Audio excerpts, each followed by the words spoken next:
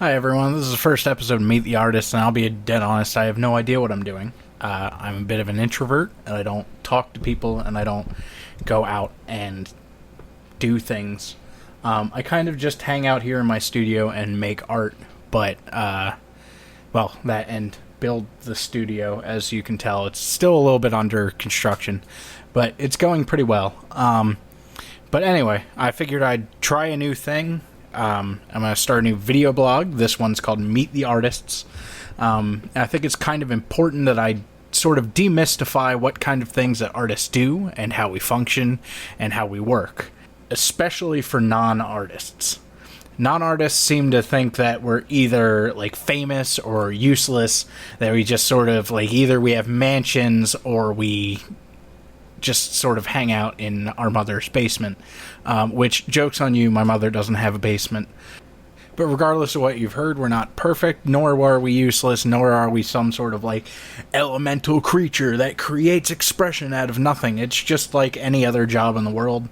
We work really, really hard, we practice really hard, and over time we get pretty good at it, to the point where people may either enjoy the art that we create or at least respect its technical aspects.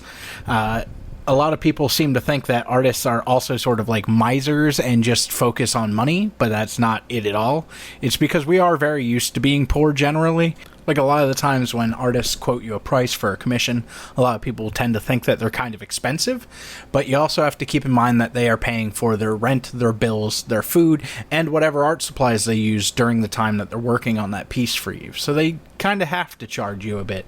So instead of worrying about the production aspects of it, I'm just going to keep it really informal and try and get this started off on more or less of a comfortable foot for myself.